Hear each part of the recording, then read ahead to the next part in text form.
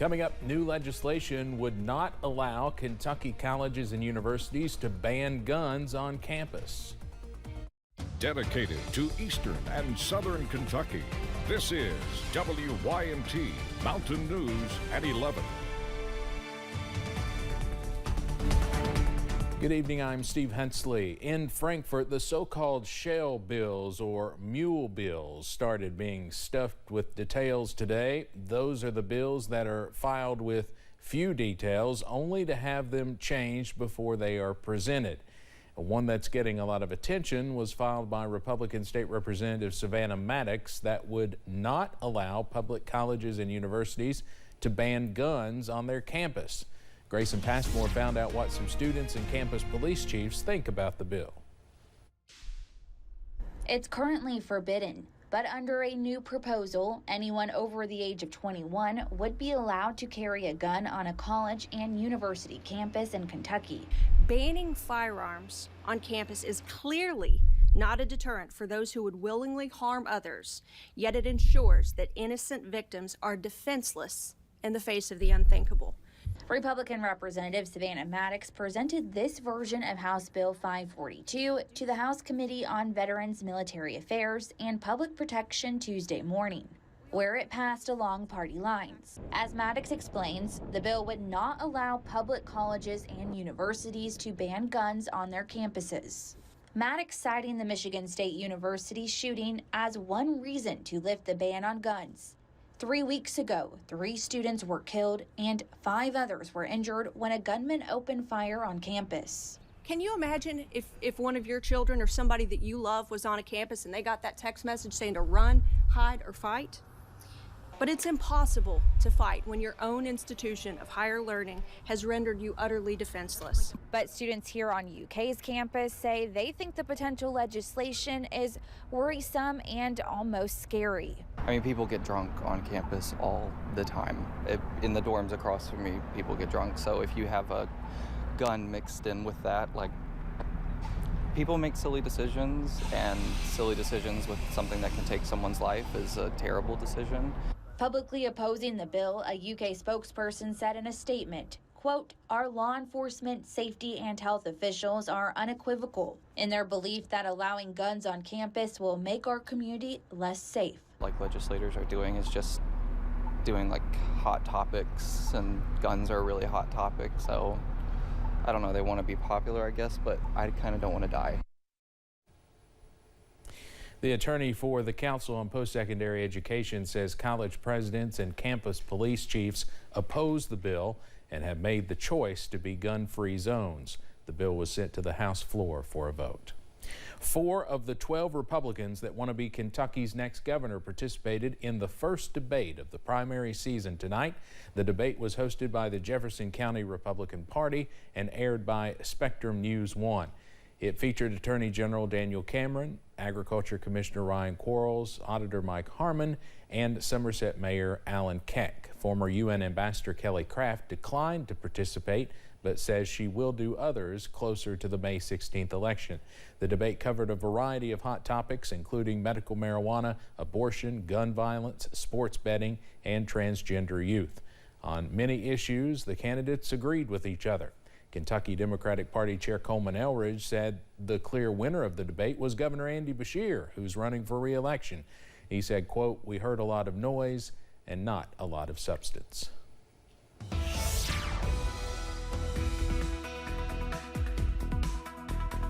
Well, weather-wise, we remain pretty quiet out there tonight. We've seen mostly clear skies, and that's allowing those temperatures to tumble like a rock down a stairwell. Looking pretty chilly out there tonight. Quiet as well. There's the view from Somerset downtown. It's all quiet. 41, the current temperature outside, and many of us falling into those upper 30s already.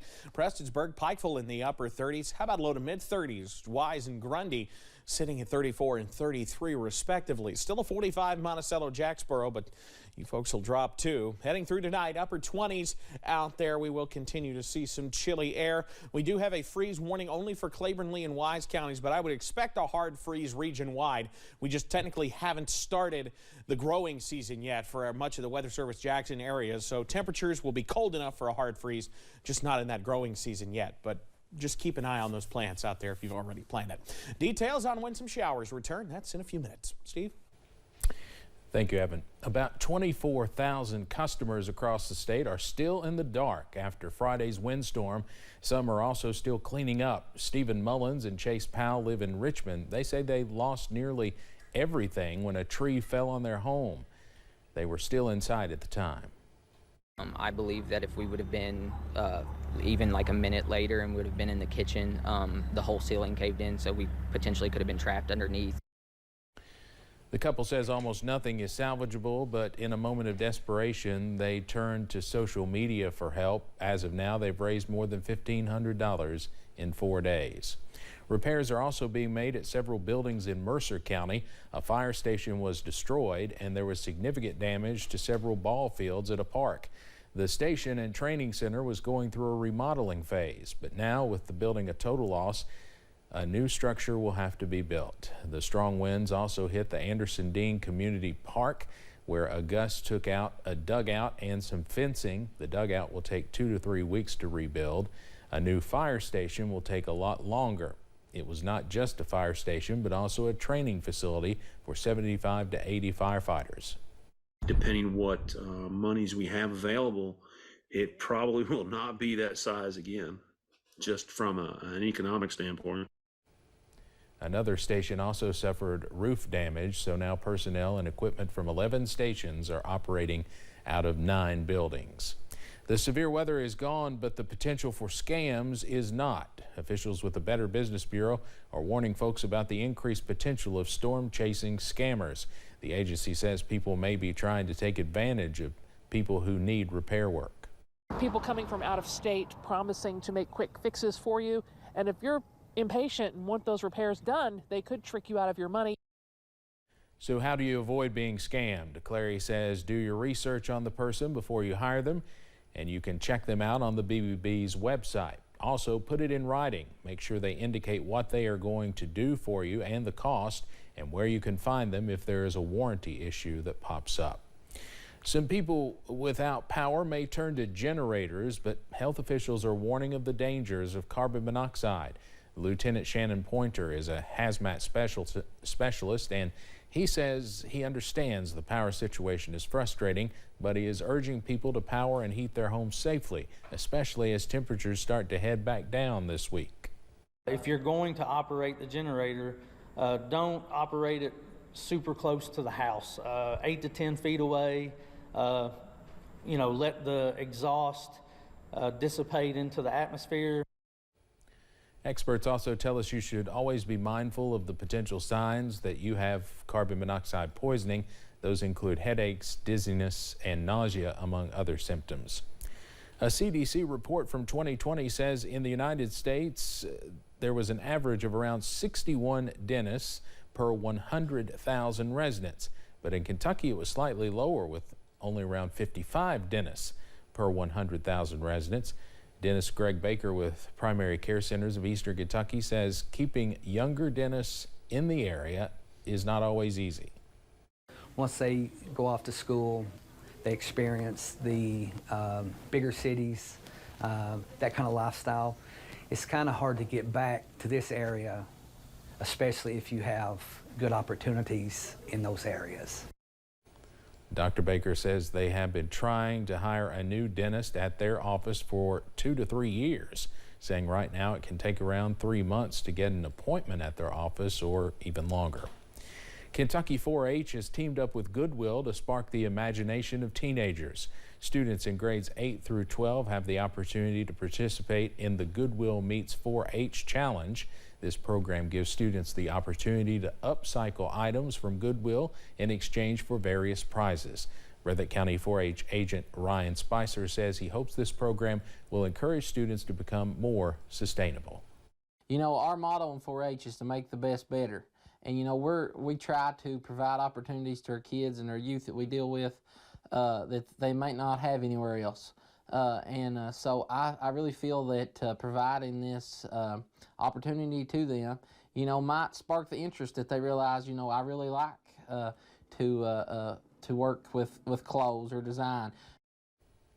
Although registration for the program is now closed, you can catch the finalists for the program on Goodwill Kentucky's social media pages. For more information, you can visit our website at WYMT.com.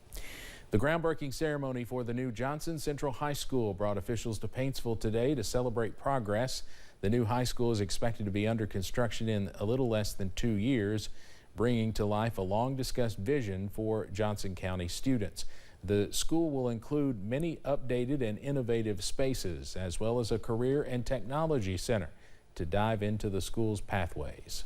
We pride ourselves on providing opportunities for every student, no matter what their career pathway may be. And we have done that for so many years at Johnson Central High School. Our current building is 54 years old. Governor Andy Beshear says it is nice to see the region making a name for itself with opportunities like this, forming a prepared workforce through education. A teacher in Lawrence County is facing charges tonight after being accused of having inappropriate contact with a 15-year-old student. Court records say Amber Burton is charged with second-degree unlawful transaction with a minor. The incident allegedly happened March 2nd and involved Burton expressing sexual interest in the student. Court documents also say Burton provided THC vapes and got high with the child. New tonight, a nationally renowned civil rights and personal injury attorney is representing the family of an Eastern Kentucky man who died in police custody. Ben Crump is representing Clarence Wilkerson's family. Wilkerson died Saturday after Ashland police officers tried to take him into custody. Crump's office says once restrained, Wilkerson became visibly weak and unable to move or breathe properly. He later died at the hospital from an enlarged heart. Crump's office says in a video, Wilkerson struggled for several minutes without medical assistance. Crump is demanding Ashland police release all footage from the incident and conduct a full investigation. In the Kaywood area of Harlan County, officials say 3 people were arrested on drug charges. When serving a search warrant at a home, deputies say they found a man hiding in the base of a bathroom sink, a woman hiding in a washing machine, and a woman in one of the bedrooms. Deputies say they also found $2,000 in cash, digital scales, a gun, and various drugs during the search. Coming up on Mountain News at 11, officials are warning folks to watch out for bears and coyotes as activity begins to increase. Plus, pretty chilly out there tonight, breaking it all down right after this. Imagine